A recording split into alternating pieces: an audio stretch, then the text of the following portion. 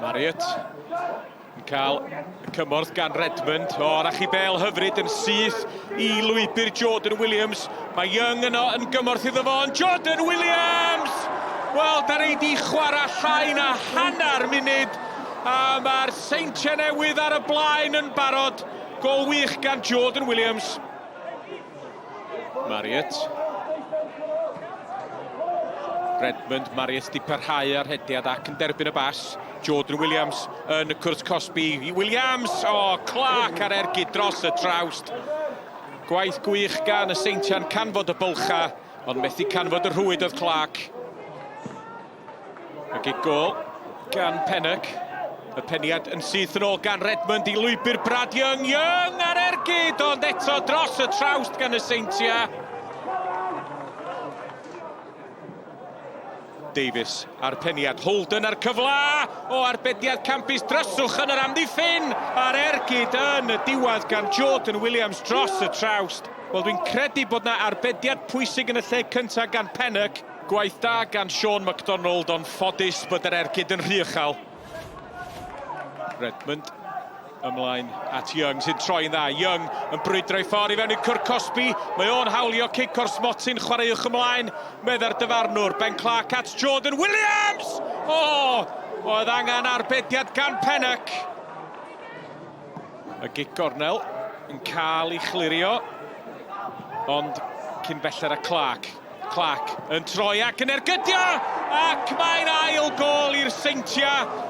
Wel, dwi'n yn siŵr iawn faint oedd pas gynnw bod amdani, oedd o ddim yn poeni dim am hynny. A mae'n edrych yn debyg fel mai dyma fydd cyffyrddiad cynta'r gêm i Declan McManus! Bendigedig!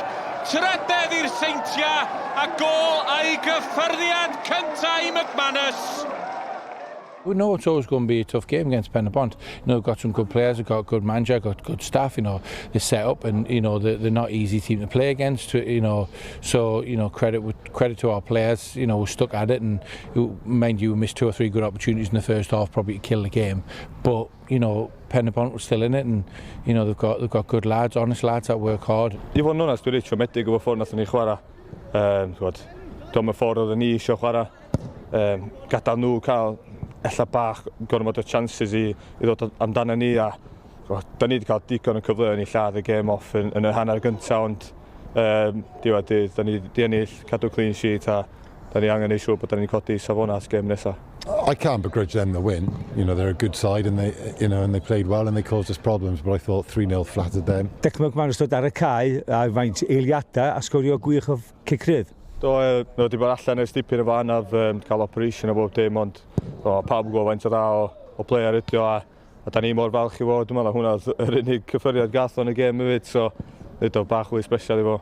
And you gave a debut to a 15-year-old and the difference is that they bring Declan McManus on.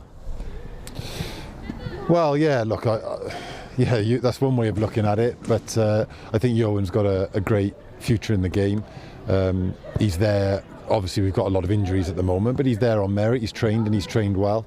And dare I say it, maybe he can go on to be as good, if not better, than Declan McManus.